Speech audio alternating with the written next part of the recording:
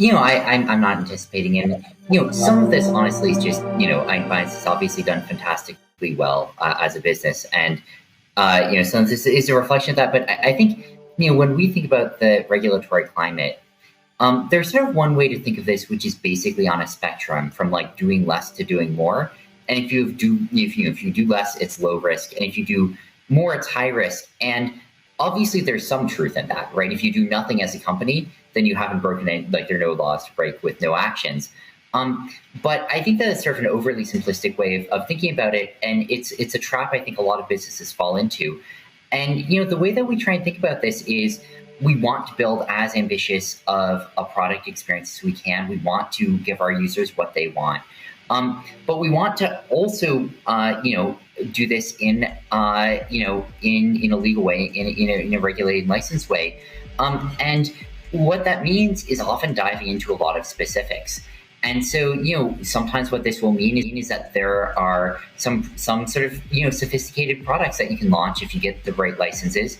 Sometimes it means that there are jurisdictions whose regulators don't want their sort of users exposed to a particular product. And so, with the UK, for instance, regulators there clarified, last year that they didn't want, local users to be getting leverage on crypto products. And so, we're not a UK company. We don't have like UK advertising or really UK presence, but we went ahead and restricted UK users on FTX to, I forget what the phrasing is, but, sort of retail users, non-professional traders, not being able to access leverage on the products.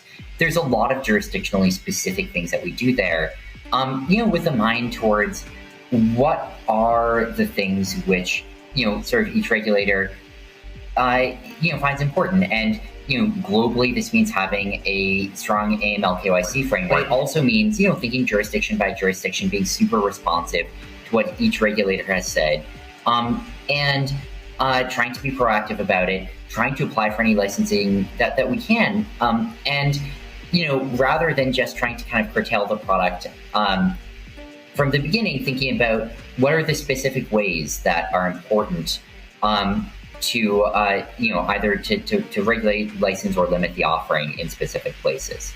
Mm-hmm.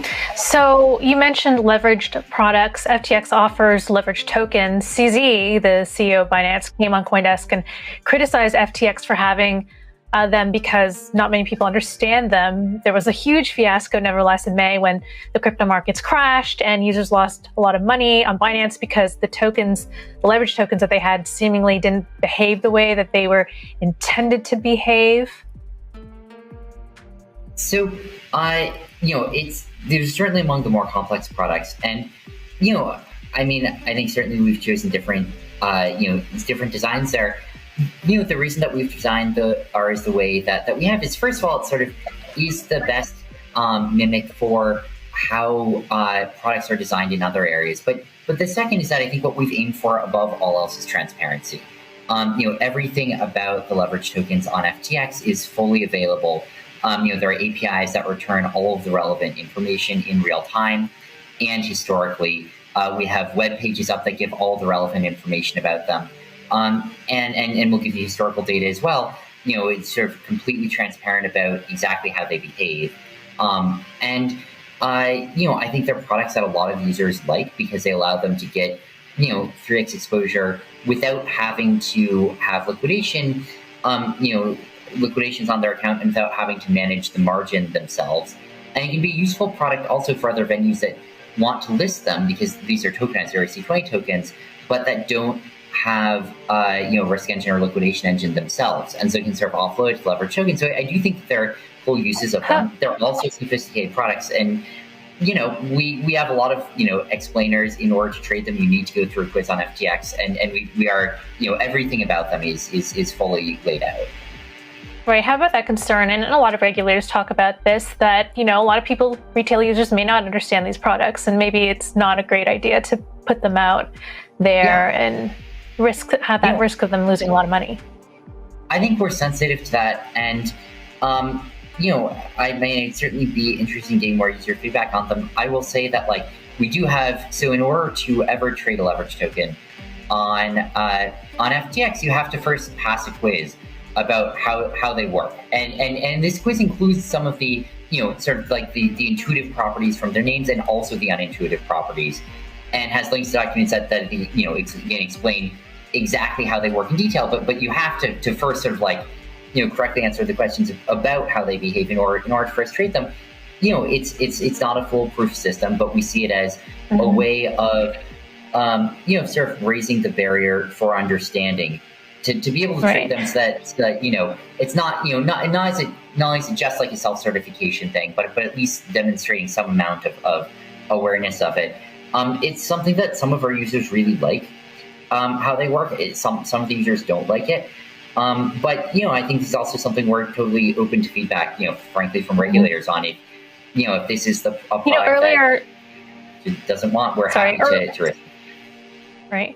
So just switching topics, earlier CZ told me that decentralized finance would eventually take over centralized finances, and that's why Binance is getting into the whole DeFi area. Is that something you agree with? I don't think it's going to take over centralized finance. I think it might grow a lot from where it is today. Right now it's 5% of crypto and 0% of anything outside of crypto. And I think that in the case where it gets huge, where it does really, really well, it could get up to 15 to 25% of finance on DeFi. I think it's going to be hard for it to get close to 50 or 100%, because it's fundamentally not super. It's not like super computationally efficient. When you're using DeFi, you have to have like thousands of nodes computing every transaction, and you have just like limitations of like a minimum possible latency of around 100 milliseconds, because that's how long it takes light to travel around the world. So HFT firm to HFT firm trades aren't a great fit for DeFi. Video hosting, not a great fit for DeFi. There are sort of some things that don't really fit well in that paradigm, which I think is going to limit it from taking over everything. But I do think that it could, if it improves a lot in the user experience and transactional throughput, become a significant. You co-founded Project Serum, your entry into the DeFi space. Tell me a bit about Serum and the power that it gives users. Yeah, so when we're thinking about Serum, what we're thinking about is like, okay, you could imagine 20%, something like that, of transactions happening in DeFi. What would it take to get there? What would you have to build in order for that to be even a possibility? And I think one of the core things is it needs to be really, really high throughput. The largest companies, the largest transaction facilities, the largest social networks, they have millions of transactions per second. And so you need to build a decentralized ecosystem with millions of transactions a second if you want to really reach that upside. And so what Serum is it's built on Solana, which is, as far as we can tell, probably the most scaling blockchain that exists today.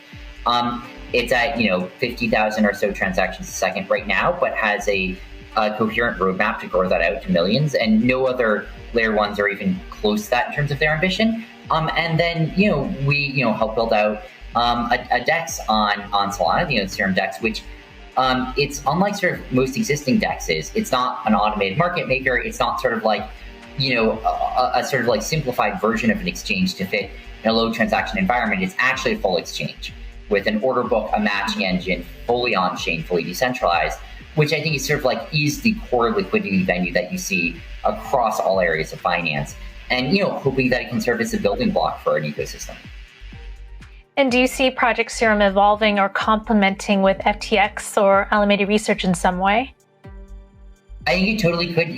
There's a lot of interconnectivity in the crypto ecosystem. Whether you look at Solana and SPL token support by FTX, where a lot of people use it as a ramp for DeFi. Whether you look at or token listings, frankly, whether you look at liquidity in the Serum ecosystem, I think that there are lots of ways to cooperate and to work together. Although I do think of it as fundamentally a different enterprise than either of those, and a natively decentralized one. So Alameda Research accounts for most of the volume at FTX, at least in the beginning it did. Is that still the case, or do you think that presents a potential conflict?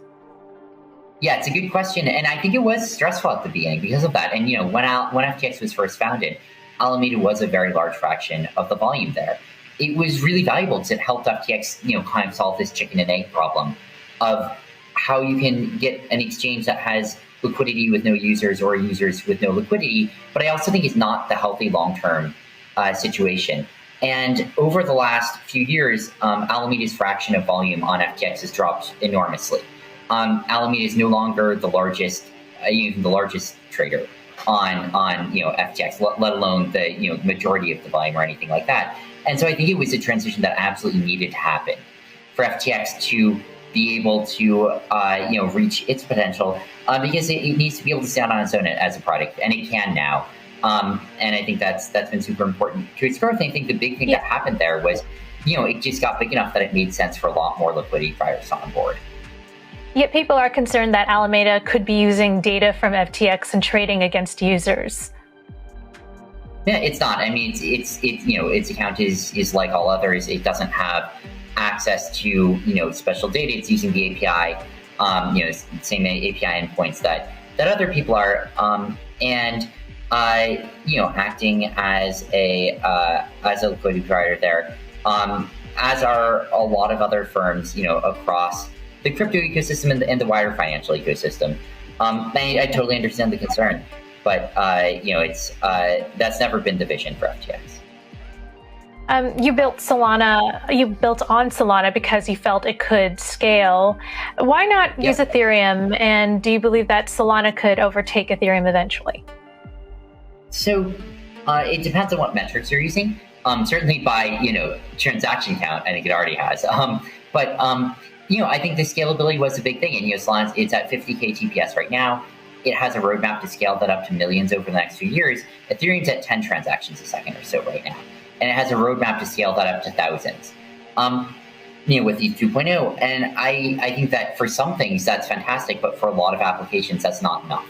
I can say FTX alone right now has tens of thousands of effective transactions per second going through it, as do most major exchanges. So you can't even fit a single large centralized exchange on a shard of ETH2.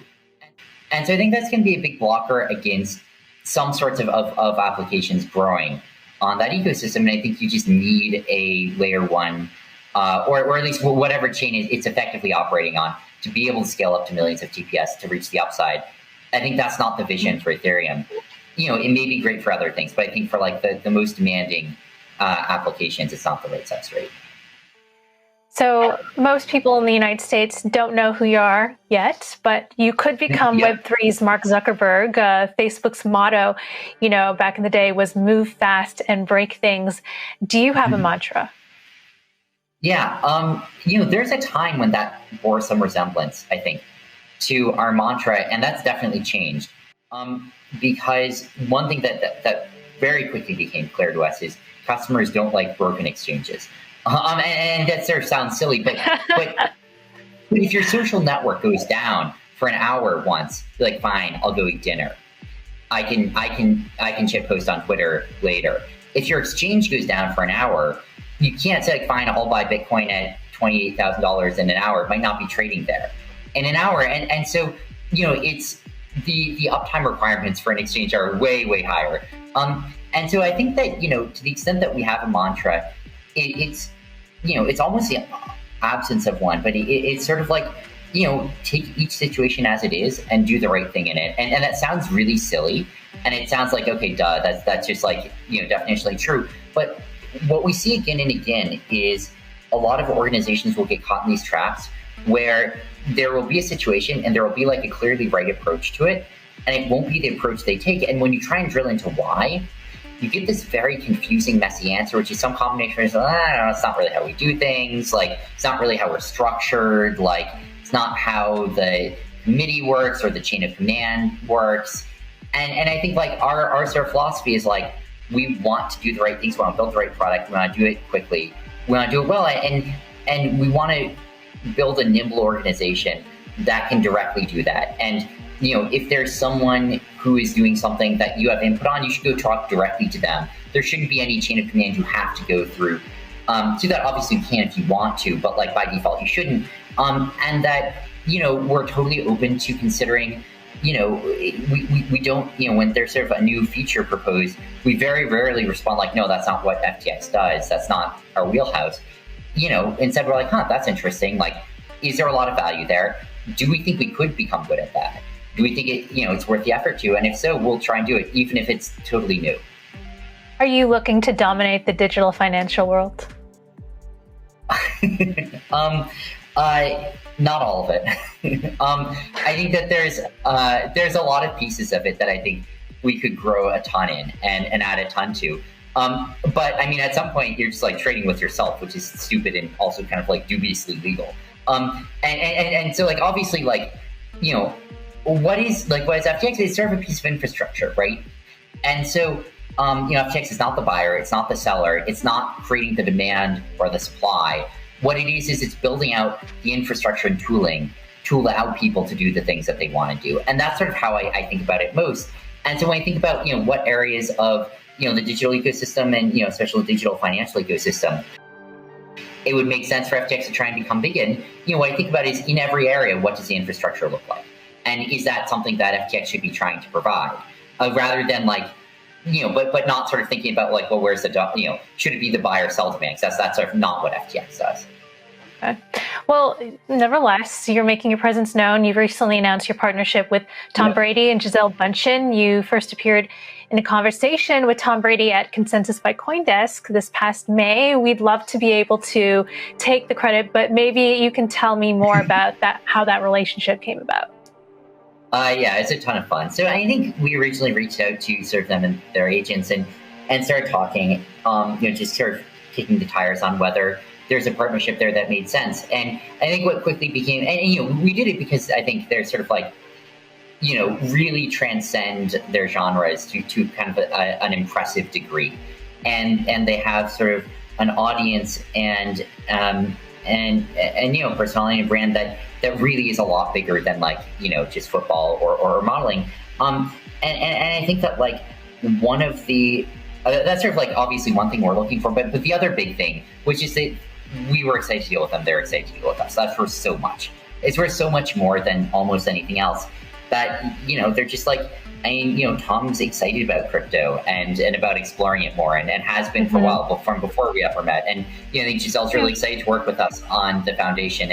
And that just means there's going to be so much more that we can do together. Cool. Yep, Giselle's taking a charitable role, I understand. Tom Brady will be a spokesperson. And I understand charity is very important to you. You also have the MLB sponsorships, FTX Arena, which is the arena where the Miami Heat play. Yep. A lot of crypto bros use their wealth to party and live a hedonistic lifestyle, yet I'm told you still live with roommates. You sleep on a beanbag in your office and you believe in effective altruism. So first of all, is it still true that you live with roommates? Second, how often do you really sleep on that beanbag? And third, tell me how you got into effective altruism. I'm at my apartment right now with roommates who are probably asleep, hopefully still asleep though I'm talking. I sleep on the beanbag most nights. I think more than half the time that I sleep, I am on the beanbag next to my desk, and it's sort of unusual, but I find that it helps me focus. I find that it helps me keep concentration, sort of keep my mental space focused, rather than having to sort of like relearn everything each morning and reboot up. In terms of effective altruism, I sort of got into it in college originally. I sort of have been a utilitarian for a while, but hadn't thought at all about what that actually meant for my life until college. And, I sort of got there and, kind of like quickly became like, okay, fine. Yeah, there are implications of this. If you're actually thinking about what you can do for the world, that's going to have implications for how you should live your life. And, got sort of involved with the EA community there and, ended up deciding to go into earning to give, which is, figuring out how I can make as much as I can and donate as much as I can, which, led me to Wall Street and then eventually, where I am today. You were one of the top donors to the Biden campaign. How much of your income do you give away? Do you foresee a percentage every year, or how does that work?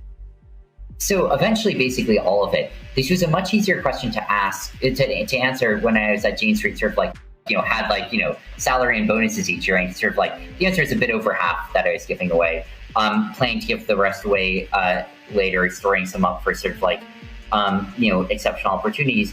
It's harder to define right now. So it's sort of like basically all of the like, money that I take out of any of the companies is just to donate. But most of the money that I'm sort of quote unquote making is staying in the businesses because they're still scaling up a lot, and it'd be silly to be like fundraising and simultaneously taking out money. So, just one last question because we got to wrap up.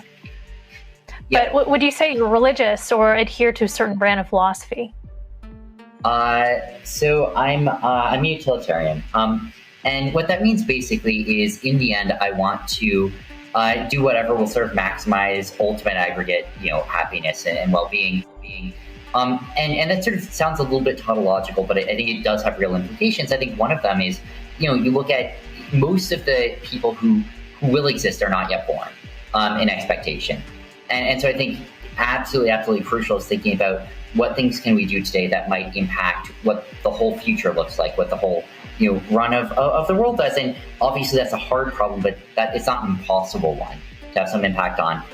It means that, I think that animals matter as well. And I think that, I went vegan when I was sort of in college because of this. And, that you look at, especially when you look sort of like factory farms today, they're not happy places.